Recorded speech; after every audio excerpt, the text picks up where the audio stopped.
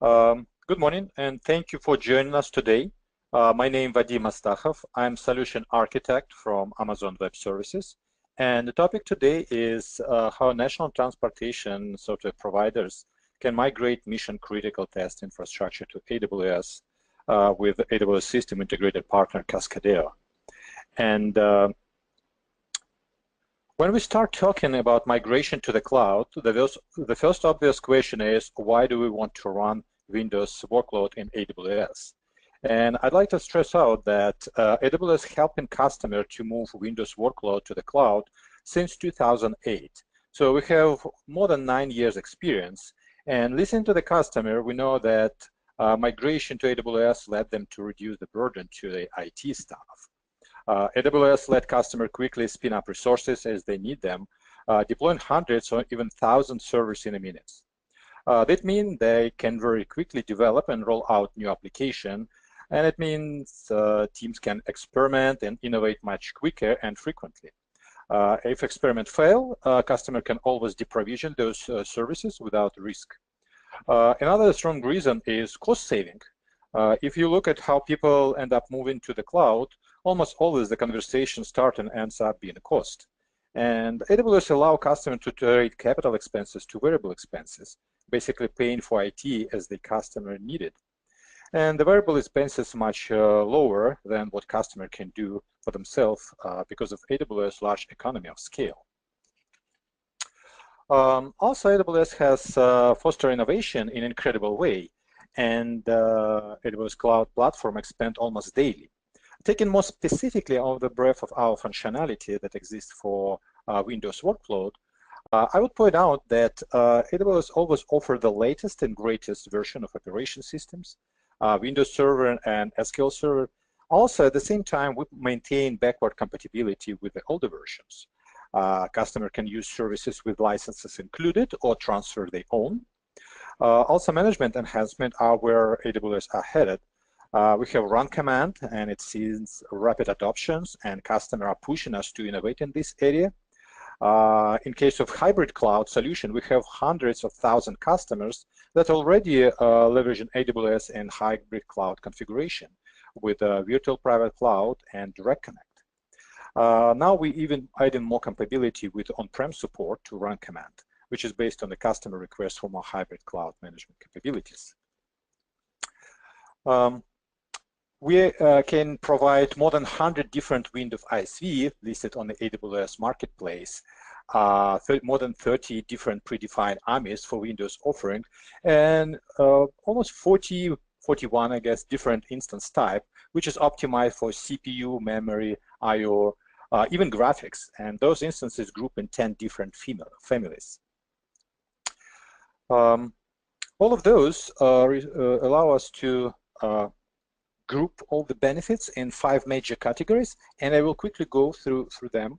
The first obvious category is accelerate. AWS allow to accelerate innovation, which means that the customer has access to broadest and deepest set of cloud services.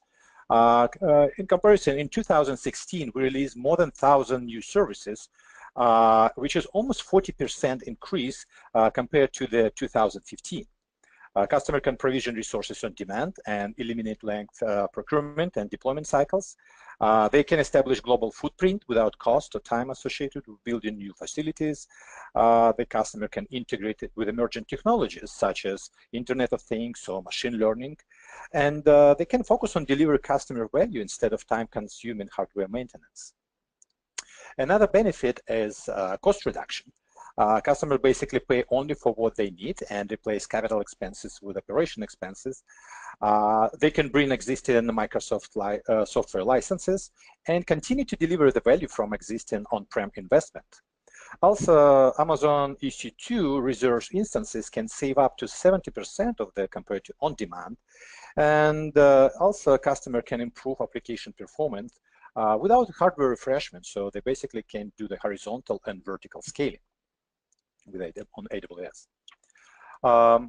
Enhanced security is the third largest benefit provided by Amazon Web Cloud. We're compliant with more than 50 common regulatory requirements. The use of AWS Direct Connect and Amazon VPC allow customers to establish multi-layer network security.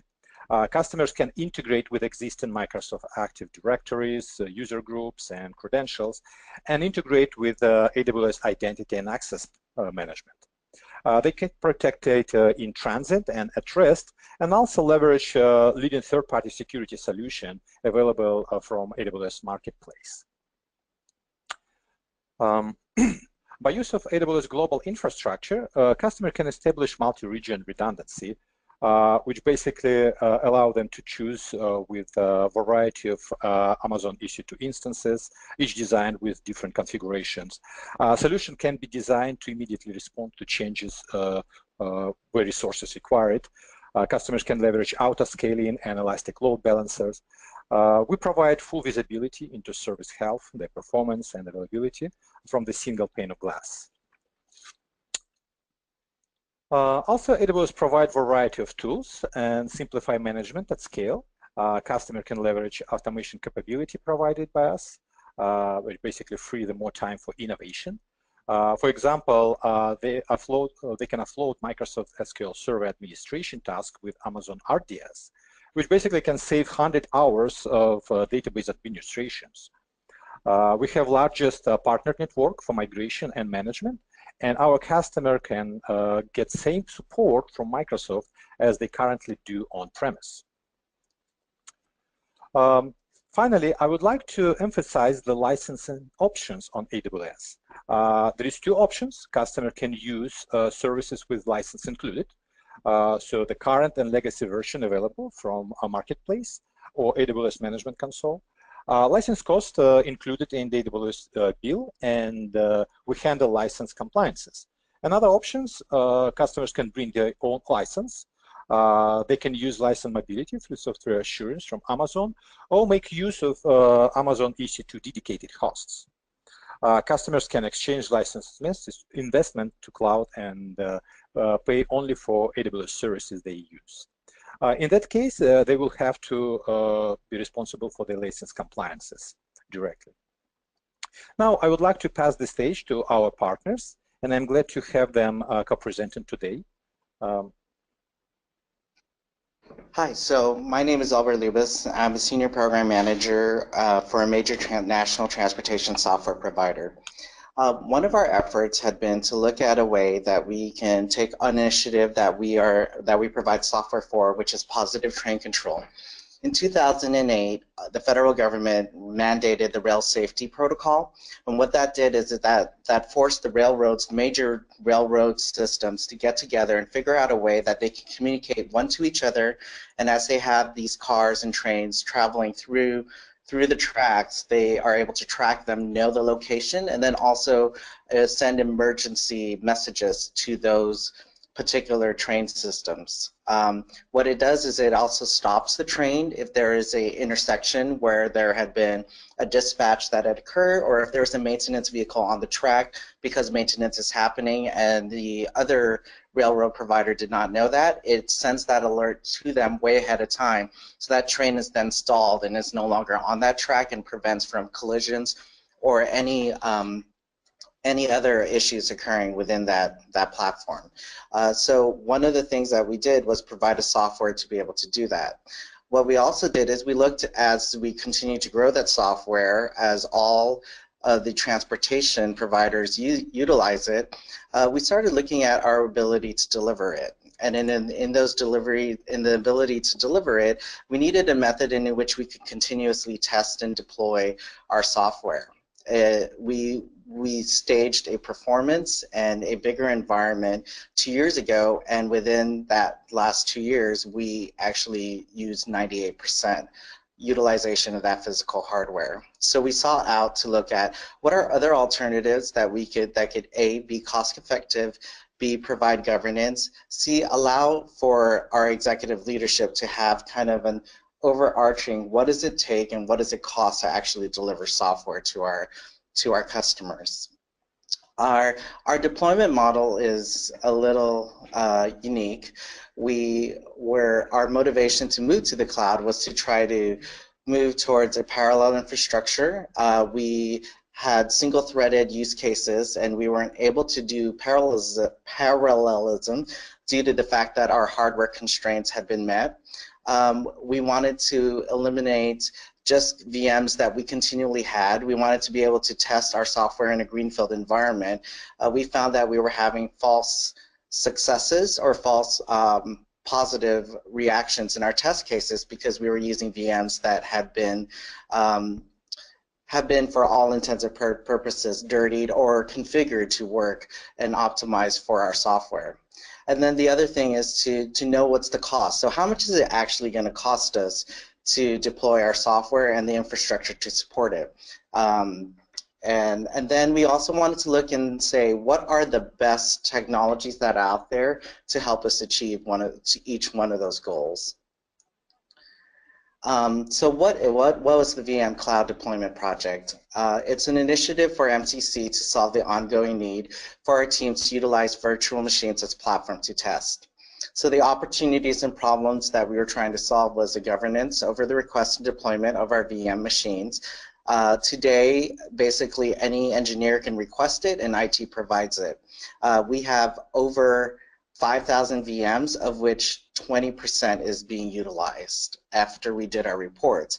But because of the fact that they are run in very particular use cases, sunsetting them impacts the developer's ability to quickly span a unit test or a test case. We wanted to build golden templates. So we wanted to have the ability to deploy like-for-like environments because each developer was configuring their environments in their particular way, which then didn't give us a feel for whether or not we actually had test coverage or code coverage. We wanted a scalable solution with an option to flex up or tear down on demand. So one of the things are, because we have over 5,000 VMs deployed, we can't ask IT for any more VMs, but because particular teams have those virtual machines allocated to them, there's no thought to a shared pool or actually sharing of those resources. We wanted to use subscription limitation based on roles and departments just to ensure that we provide the right functions with the right set of infrastructure, which actually goes back to governance and hadn't been fully vetted out since we started developing our software. Clear utilization for demand analysis. Every time our CTO or our executives ask, well, how much VMs are needed to do a test? None of our engineers could answer that question because the virtual machines are spread out between all the different teams. We have about 13 teams that do the software development for our entire PTC space. Automated deployment process for the virtual machine configuration. This allows, right now there's a very manual process. Our test infrastructure team takes it, they then configure it, ready it for a tester or developer. They test it. If it doesn't work, it goes back to that infrastructure individual to then fix it and address any issues. And then the verification process, so that we know, instead of having someone manually test it and make sure it's in a ready state, it's automatically done. So all they need to do is just execute the test. They don't have to spend the time validating that the environment works.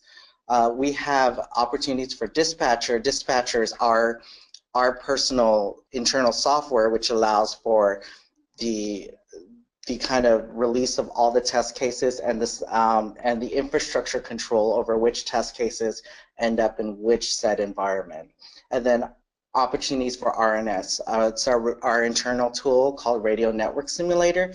Because our software provides and manages a messaging platform, we need to go out there and send as many messages as can be condensed in a major metropolitan area.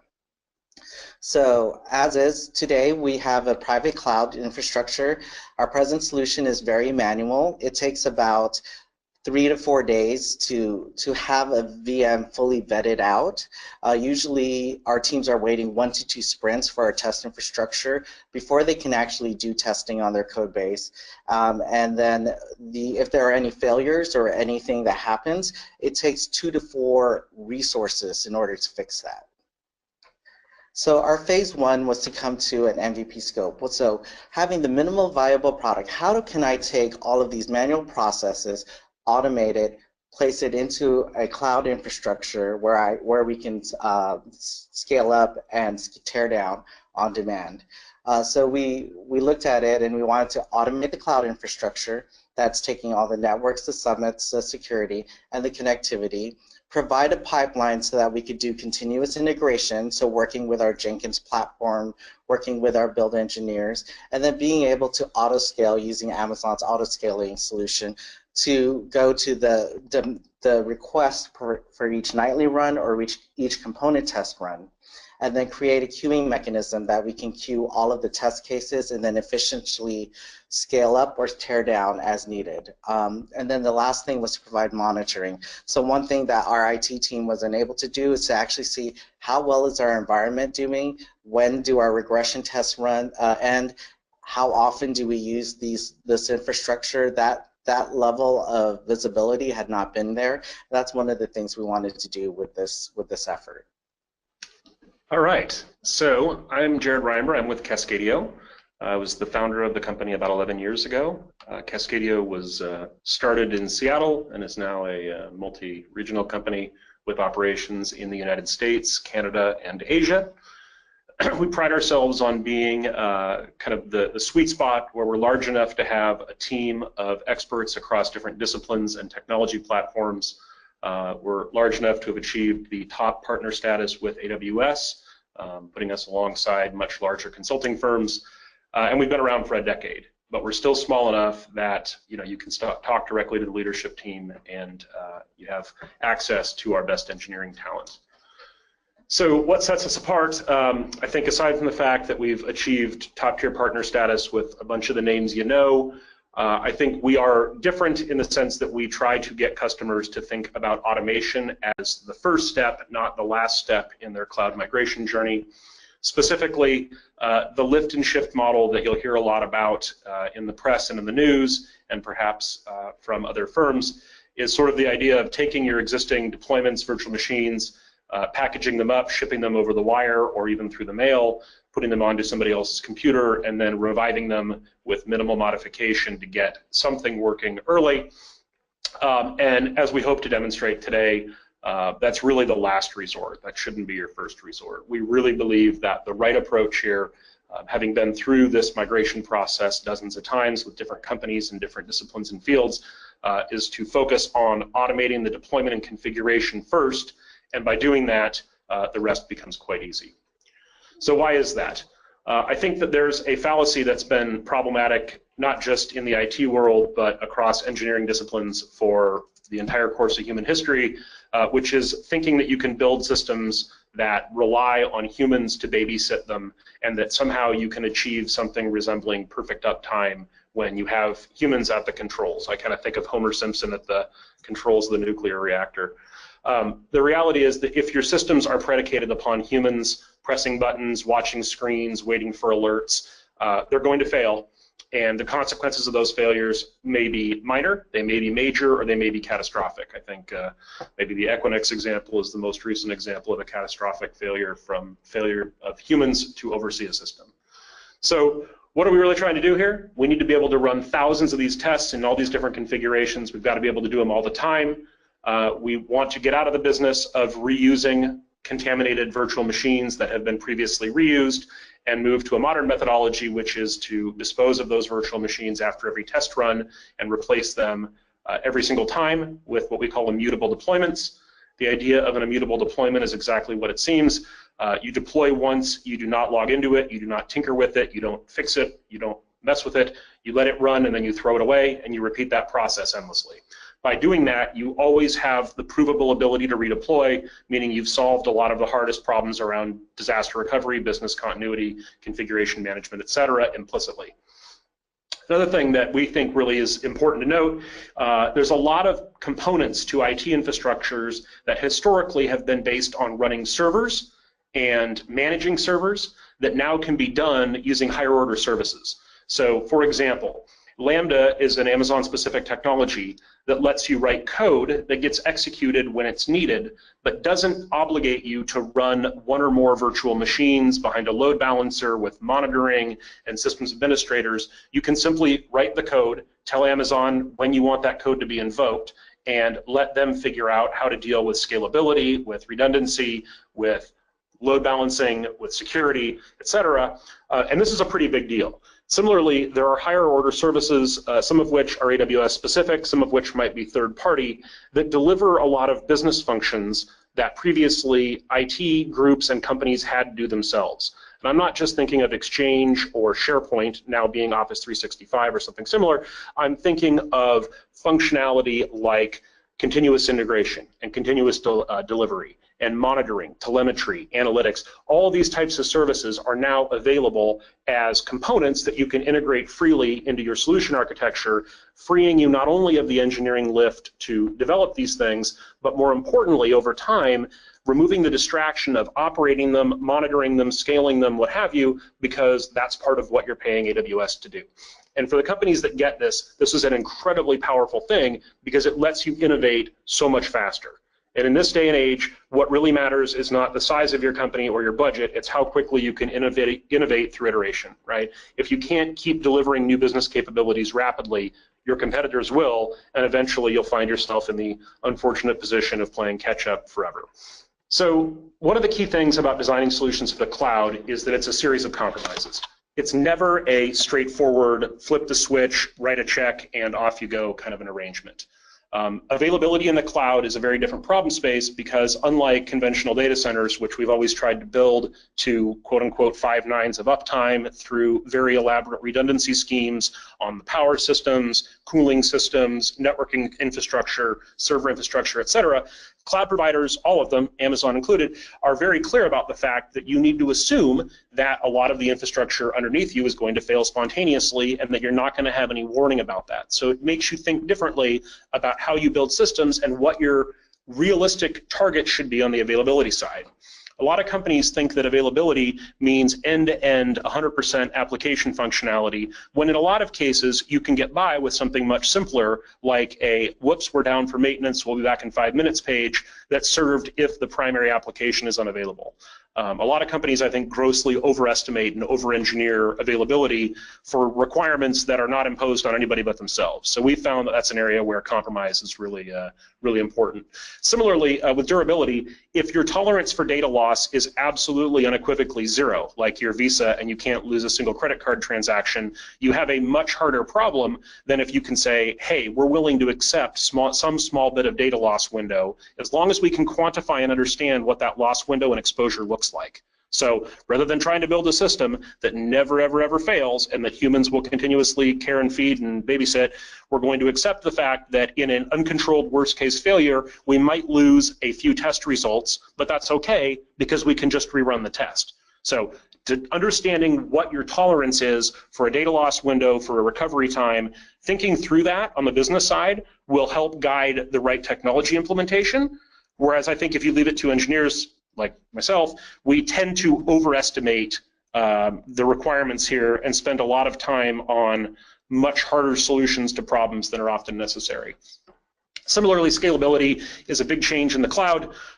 Conventional, IT scalability problems were met with bigger hardware, bigger computers, more cores, more RAM, faster storage, faster networking equipment, et cetera. These are all vertical scaling solutions to what is often best served by horizontal scaling. By that I mean running lots of copies of an application with some kind of traffic management rather than running 1 or 2 giant copies of it that must never fail. And then I think on the security side, the old idea that we could build a fortress with a firewall and keep the bad guys out, we've learned the hard way through a series of incidents and disclosures, some of them unauthorized, some of them leaked, that there is no real practical security in the world anymore. So what do? You need to assume everything is compromised, assume your systems are going to get breached, and plan accordingly rather than being blindsided when it occurs, because it will occur, and the best you can hope to do is have a competent response plan and message and strategy for communicating and for limiting the blast radius and the damage, rather than trying to build a fortress, keep the bad guys out, and then being surprised when the perimeter falls and the results are catastrophic. So how did we solve the massively parallel test automation project? And don't worry, there's a better diagram coming. But as you can see, this is not a simple task because we have a lot of different components and a lot of moving pieces. We decided to go all in with AWS on this particular project. because Amazon had the best services available for automating critical components of our solution. So here's the idea. Users batch up their tests through code commits. Every night there is a big process that runs that spins up thousands of deployments with different configurations, different builds, different parameters, and those things all are automatically managed through automation. As you can see, we're making use of Amazon services like Code Pipeline, CloudFormation for describing what a deployment stamp looks like, SQS for highly available queuing, and then on the right here you can see this is what a deployment stamp looks like. So the output of CloudFormation is a VPC containing the application deployment that is a single-use test run after which it is destroyed entirely. Tests are executed again within a VPC. CloudWatch metrics are recorded. Test results are written to DynamoDB. This is a very high-performance, very scalable database solution. And then outputs get written to an S3 bucket at the end of the test run.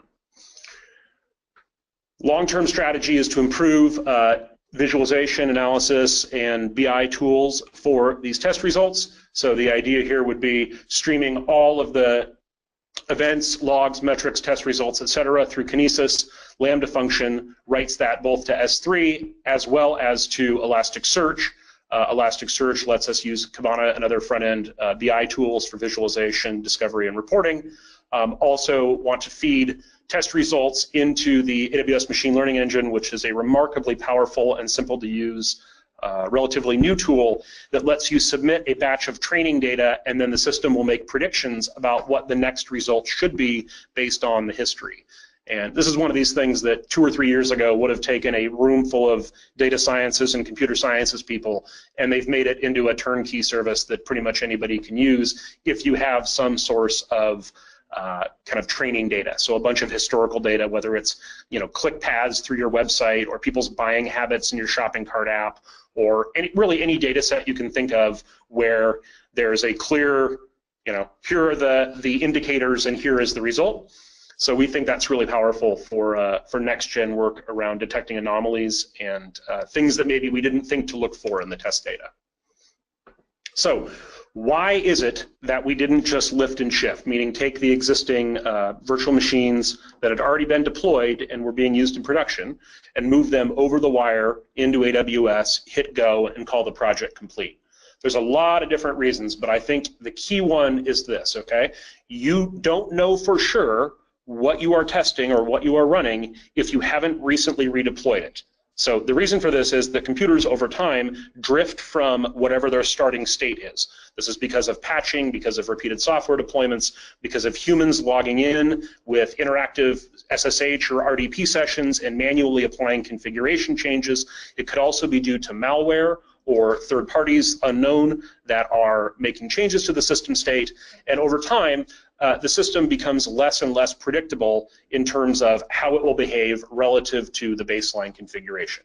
Now, if you solve for that problem, if you solve for automating the deployment and the configuration of your compute instances in your infrastructure, a whole bunch of other problems automatically get a lot better. Security and compliance. Do you know the provenance and history of this machine? Can you prove it? Disaster recovery and business continuity. Can you redeploy under the gun? Can you redeploy into a different region or a different environment? Can you give your developers fresh, continuously refreshed test beds where they're doing development work in an environment that actually matches what's running in production, right? A lot of developers tend to do their work on their own personal computers, and over time, there are subtle differences in libraries, in system state, in operating system versions, in kernel versions, in whatever, that build up to mean that the odds of someone's code surviving all of those automated test stages go down. On the security side, if you can keep humans out of production environments, you've already accomplished probably the most important goal other than limiting blast radius. By limiting blast radius, I mean partitioning your different system components to not trust each other, such that when one of them falls, the other ones are less likely to become compromised in rapid succession behind that first fault. If you lock the humans out, if you deny human administrators the ability to log into your production systems and make changes to them, you have already enforced on a predictable and consistent and permanent basis best practices around application configuration management, deployment automation, security, etc. This is what mature, high-velocity, competent companies do, not just in the cloud, but on-premise as well. If you have humans logging into machines and applying patches and installing software by hand, you're probably doing it wrong. In this day and age, that is a losing strategy. So why not? Number one, legacy cruft. You don't know what's running in production. If you don't have provable repeatability, then someday, when you least expect it and when you most need it, something is going to go wrong. The documentation is going to be wrong. There's a missing step in the deployment guide. Somebody made a change that didn't get checked back into the repository. There's only one person that knows how to fix it, and that person is on vacation, whatever. Even worse, if you let people apply Band-Aids, what will happen is that the crisis will subside, and when the Band-Aids are forgotten about, they will come back to bite you in a subsequent event or incident, especially if you need to redeploy. And by redeploy, I mean recreate the system state. One of the things that I think we see companies get wrong most often with cloud migration projects is this idea that it's a one-time endeavor, that you pick your stuff up, you move it, you turn it on, and then you're done. There is no just deploy it once, because if you make certain configuration mistakes early in the process, there's no way to change them. You're going to have to do it twice, and if you're going to do it twice, you're going to do it thrice. Automating it up front saves you all of the wasted time that would otherwise be spent doing these manual deployments and debugging sessions and trying to understand why it worked on Bob's desk, but it doesn't work on Jane's. So I like to think of this another way, and I like to pick on these two examples because I think they're really relevant, even though they might seem completely different. Airbus made the A380 the largest passenger jet, I think, in the world. It's an incredible feat of engineering. It's so big, in fact, that they had to make special other jets to move parts of it around. They had to modify the taxiways. They had to modify the jetways. Only a few airports in the world can accommodate this thing. And while impressive, it is astronomically complicated and expensive to build and vertically scale systems that, as it turns out, have natural scaling limits beyond which it's unclear if there's a clear path to victory. How big do you make a jet? How many passengers do you stuff into one jet? And how many of those jets can you sell, given that there's not that much of a market for these really exotic, rare, mass-scale solutions? If you think about this in the context of storage hardware, for example, when you get to really high IOPS, the cost of buying really expensive, complicated storage equipment is massive. And it gets exponentially worse as you approach the natural vertical scaling limits of today's technology. That's always been true. Same with computers, same with anything. If you're buying at the absolute pinnacle of what's possible today, the largest vertically scaled solution, you're going to pay a lot more than if you did what Tesla's trying to do with the Gigafactory, which is to say the machine that makes the product, that makes the little vehicles, that's really the magic. That's really the value. And if you focus on optimizing and automating that machinery and designing it for horizontal scaling and for parallel operation, they're not going to make one car at a time. They're going to make 100 cars at a time across 50 different factories, and they're going to do all of that with the highest degree of automation and predictability as possible.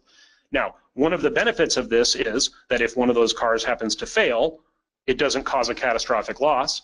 Another benefit of this is that they can add more gigafactories to their deployment stamps, right? More of these factories running in parallel if and when the demand warrants, without having to build one gigantic mega factory that's the only place in the world that can make these cars. So think about why Tesla is automating their entire manufacturing process, soup to nuts, and why they're treating it like the Gigafactory is the real machine they're trying to build, versus trying to build a product as a one-off that there's only a market for a few of. Here is the way we try to get companies to think about this, okay? If you're going to adopt cloud, which you're going to have to do sooner or later, like it or not, this is where the industry has moved and is moving rapidly. There's a few things you got to think about, right? First thing is what you are doing. Is it something that is unique about your business, your customer, your product, your service offering, or is it just some function? And if it's something like running an email server or running a web server or running a load balancer, that's probably not unique or valuable. That's probably just something that needs to get done. If there's a SaaS solution or a Lambda function or some glue of existing services that you can use to deliver that same business capability, but make the operations and scaling and monitoring of it somebody else's problem. If you trust that party, like if it's AWS, for example, or some other competent provider that you have a high degree of confidence in their infrastructure, security, and operations, you should probably pay them to do it. Paying us to help you migrate that workload is not adding new value to your company. It's just moving the food around on the plate. Replacing legacy applications with next generation services means that you can focus in on what's special. If you develop fast, you deploy fast. If you automate those deployments, you can innovate more rapidly than other companies. And I think Uber is the classical example of what happens to static industries that don't innovate quickly enough. All of a sudden, the taxi industry found itself kind of a footnote in the transportation story overnight. They went from having a complete monopoly to being not completely irrelevant, but largely irrelevant, and this is entirely their own fault because they didn't keep moving the ball forward, they didn't keep innovating and delivering new capabilities that customers wanted. They instead relied on what's worked in the past, and that simply doesn't work anymore. On the security side, the key thing here again is to decompose your infrastructure into microservices, to treat each one of those as its own little security corner case, and to secure that service rather than trying to build a fortress that has all of your services inside of it that will never be penetrated, because it's simply impossible in this day and age to build systems that are not going to be compromised, in particular because it appears that there are hardware level compromises at most layers in the infrastructure stack anyway these days. So the best you can do is limit blast radius and make these different services distrust each other, and be prepared when security incidents occur so that you respond to them competently and not in a kind of publicly fumbling fashion, as we've seen recently with some major security incidents. And then again, think about what's good enough versus engineering overkill. Engineers love to build complicated, amazing, high scale, high criticality, high cost systems, but that's not always the right thing for the business. And I think that trying to understand what's good enough from an availability standpoint, from a data loss tolerance standpoint, from a scalability standpoint, if you can think through those decisions early on, you probably will make better engineering decisions and spend less time trying to build for corner cases that may or may not ever come to pass. So I've got one last thought for you guys based on 20 some odd years of working in the ISP, web hosting, cloud, VMware, virtualization, data center world. I think for most of my career, I've been really frustrated by humans making mistakes, humans forgetting to do things, humans doing the wrong thing even though they have good intentions, humans doing the wrong thing with bad intentions, etc. And I found that it's very frustrating to people who want to get this right because they feel like no matter what they do, they can never win. And the reason for this is best summed up by this guy who I think was he was a Microsoft exec in Dubai, and now he's the chief business officer for Google X. He's also an author and a father who lost a child, tragically enough, and wrote a book on this topic of happiness. And I think this really applies to infrastructure, security, and operations, okay? If your expectations are unrealistic, meaning you think you can build a 5.9 system and run it yourself in your own data center and keep the bad guys out and never lose a single bit of data, you've set yourself up for failure, because we all know from experience that's not realistic. It's not going to happen. And so you've already put yourself into a position where there's a disconnect between your expectations and the inevitable reality. If you adjust your reality, if you adjust your expectations to match the reality that Amazon and others in the cloud space have laid out for you about what to expect from an infrastructure reliability and durability and availability standpoint, about the shared security model, about the importance of deployment automation and config management and why, if you understand and accept all that, it's much easier to become happy and satisfied in infrastructure operations because you know what to expect. And when things go wrong, either a VM dies or a disk dies or a system fails or it needs to be redeployed or we need to add capacity or whatever it may be, we already know what to do. We press a button, or ideally the system self-heals, but we don't become frustrated, we don't get paged out of bed at 2 in the morning, and we don't walk into the office the next day exhausted and feeling like we're both, the firefighter and the arsonist because how did this happen? So if you adjust your expectations to match what is very clearly published and disseminated by the cloud providers and other thought leaders in the space, I think you'll find that it's actually much easier to achieve happy operations people, happy consumers, both internal and external, happy developers, etc., And the key here is just being realistic about what's possible. So here it is. Cascadeo believes, in the end, all that really matters is business agility. If other companies can outmaneuver you, even if they're smaller, even if they have less money, they'll probably win. So optimizing for business agility is absolutely critical. If you can leverage SaaS or platform services that accomplish business needs rather than reinventing those wheels or operating them yourself, almost always that's the right thing to do. There are, of course, corner cases that relate to data sovereignty or governance or security. Those are few and far between in practice. If you can buy a service from Amazon or somebody else that gets the job done, I would recommend doing that rather than trying to do it yourself. If you are willing and open to accept the fact that some of what we have been sold for decades by the hardware industry isn't realistic, like 5 nines or 6 nines of availability for complicated systems with millions of lines of code, and if you instead assume that things are going to fail and plan for those failures and deal with them through automation, life gets a lot better. It's interesting, but once you accept that this stuff is brittle and going to fail and you plan for that, life gets better because your systems seal themselves. You're not predicated upon humans constantly fixing things. Developing software trumps operating software. Automating is the key to accelerating your development and reducing the distraction and constant interrupts and chaos that comes from manual infrastructure operations. And again, none of this stuff is rocket science. It seems like it is. All you have to do is be thoughtful about how you're going to do this. Don't pack your stuff up and lift and shift it over the wire unless you've really thought through all of the downsides to that approach. 9 times out of 10, the right answer is to go through a design session. It doesn't take a lot of time or money to do this, and there's a lot of programs available to help offset the cost of it in certain cases. And the idea here is simple. Let's go into it with a thoughtful discussion about what we're really trying to do.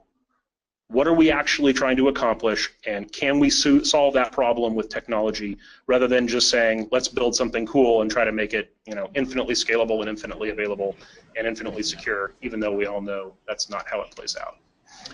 With that, I would like to open it up to Q&A and thank everybody for attending this morning. Thank you very much, Jared. And feel free to ask any questions. Right now we have one question. I will articulate it and we'll respond. One of the attendees is, how about the vendor lock-in problem using vendor associate unique paths and SaaS code function and services? Will it lock your solution to that vendor indefinitely? So it would be no easy to back to on-premise or other competitor cloud solution. So actually, honestly, we understand that customer would ask this question, and if you would look how the company's been locked historically with, for example, legacy database providers for a number of years, we can understand that this worry.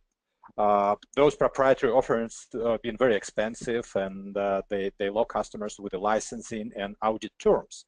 But in fact, if you look how AWS built the services, then you see that we're based on open standards like SQL, Linux, and XAMPP. And we provide a number of migration services. Those migration services not only allow a customer to easily move resources from on-premise to AWS, but also move resources back to on-premise. I just give you one example, like database migration service. You can actually leverage this service to migrate off cloud to on-premise. You can leverage schema conversion tool that can easily convert your schema from let's say, AWS Aurora to MySQL or even to Oracle and migrate to cloud. So that would be my response, and if anyone from the panel would like to add something more. So this is Jared. I'll add one other thought. I think anytime you're making a technology platform decision, that's part of a larger discussion around what your goals and what your constraints are. In this case, the business agility and acceleration that this granted the client was more than worth the potential trade-off of not being able to migrate to other competing cloud platforms in the future. So it's an option. I will say trying to build for multi-cloud is much harder because you can't leverage a lot of these really amazing platform technologies that solve really hard problems. Like SQS is a great example, right? High velocity, highly reliable queuing at scale is a classically hard computer science problem, and solving that yourself with RabbitMQ or something like that, you can spend engineering weeks or months and operations time doing that, or you can just accept the fact that somebody else has already solved that problem at scale and that you're better off hitching your wagon to that cart because in the end, what's more important? So I think in this case and in a lot of cases, the capabilities that AWS provides are so compelling and so powerful that it trumps the discussion about do we want to be able to redeploy somewhere else. I will say there are things you can do to mitigate that to some degree. So Kubernetes for containerization is a good example. Using something like Chef for application layer deployment automation so that you can deploy into EC2 instances as well as into legacy on-premise environments. It's a range of possibilities.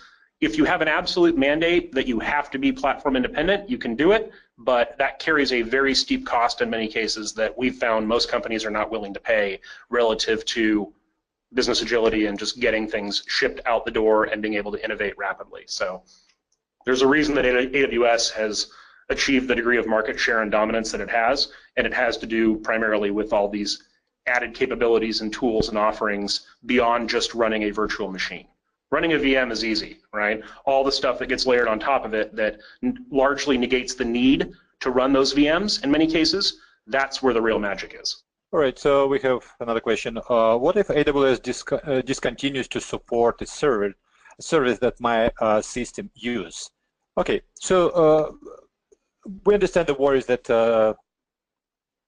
that customer might have worries, but in fact, AWS continue and provide the back compatibility. As an example, I mentioned early in the presentation, AWS provide the latest operation systems for Microsoft Server and SQL Server. But at the same time, we continue to support back compatibility even down to the Server 2003. So it's still available. So we're actually working with the customers. And if we need to upgrade and update the system, we actually connect with the customers and working with them to do the migration. Anyone would like to add more details? It's the same concern you're going to have with any platform or technology, whether it's open standards, closed source, commercial. There's always the risk of something being deprecated in the future. I will say from experience, maybe because cloud is new, that has not been, at least in my experience, a big problem with AWS. I can't think of a single case where they've deprecated some key capability or function without, copious advance notice. Given the extent of their contracts with large enterprise, government, three-letter agencies, whatever, I would imagine there are constraints that are bigger than any of us that are imposed about deprecating key APIs and things like that. So it's a real risk in the same way that writing to the Windows API is a risk or using Chef over Puppet is a risk. Anytime you make a platform decision, there's the possibility that that might end up being the wrong one. With that said, I think that there's so much adoption, integration, traction, tooling, professional services, support organizations, et cetera, around AWS platform technologies that I don't spend a lot of time worrying about that scenario. I think the bigger one is what if you end up needing to migrate entirely off the platform for whatever reason. And like I said, that's a really hard problem in most cases. That solving for it usually is not worth the cost, but depends on your business needs, right? If that's an absolute requirement, it's absolutely achievable. It just means that a lot of those amazing platform technologies are off limits. Great. There is another question. How easy or difficult is to migrate an IaaS and PaaS from other Azure to AWS? So I'll take that one. We've actually done migrations, on and off of those different platforms. I think if you're dealing with really low-level primitives like compute instances that run a standard application and you use something that is platform agnostic for your application deployment and configuration management, it's really easy. If you adopt Azure-specific services and then change your mind and decide you want to migrate off of them, you're going to have some rework to do. And what we've seen in practice is that the tolerance of engineering teams, developers, businesses to spend a lot of money on rework for things that aren't fundamentally broken is pretty limited. So unless there's an overarching reason to refactor, people don't want to do it. It's not fun, it's not exciting, developers hate it, et cetera. It's expensive. So I think it's a platform decision in the same as any other platform decision. And to the extent that you adopt and integrate with proprietary platforms of any sort, you're always carrying the risk that someday you may have to refactor that code to migrate off of that platform if and when the time comes. With that said, there are clear standards like TCP/IP and HTTP that there's no reason to worry about moving off of them because they're always going to be there. And I think the same can be said about virtual machines running in a cloud. That service will never go away, and it will never be deprecated. It's just a question of how much of the higher order, higher value services you choose to adopt on top of that. What were the added challenges from a heterogeneous Windows and Red Hat Linux deployment automation and configuration management standpoint? So this particular project was a little bit unique in the sense that all of these deployments to test the software consisted of both 32 and 64-bit Red Hat Linux instances, as well as Windows instances that run a separate application that is critical to the entire test operation.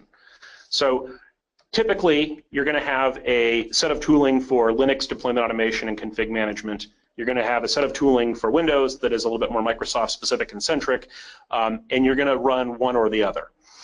In this case, because we had to support both, you use a mix of technologies. So CloudFormation is the technology you would use to orchestrate the deployment of the VPC and the instances and security rules for that VPC.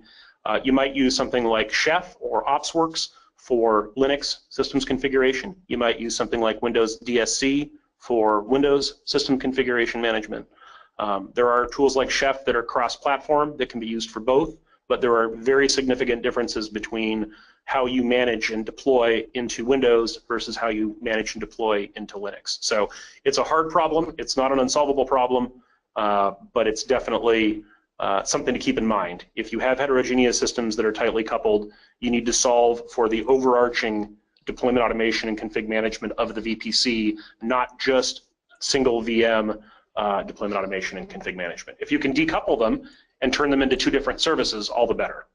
Can I add to that, Jared? I Yes. think one of the things that I would say is, as you plan on doing that, to add to Jared's point, is for us, the internal struggle is that Jared's team and Cascadeo had done great work in providing us the service, but we also needed to go to the drawing board and understand who our experts were to give them that configuration landscape, right?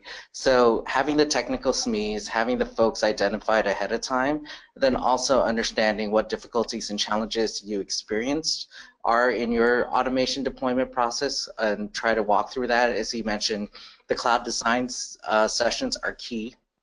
I'm not going to find everything, but having that identified up front will help so that it's a more seamless integration. So they've been great and patient working with us because we've struggled through that in that particular configuration management and automation deployment process. So we've got another question. I think this one's perfect for you, Albert. How does the customer deployment model, which in this specific case, this is boxed software that gets run in the customer's data center, so we don't have any control over where it gets deployed. How does that influence the test strategy, the delivery strategy, relative to a company that runs a SaaS service, for example, where the company that writes the software has complete operational control over it once it's deployed? Yeah, so what we do is we have a product team that interviews and works with all of our customers to understand how would they deploy this. We're a little interesting because the major key players in the space that we provide software for also are our owners. So we have direct access to work with them and kind of partner to figure that out.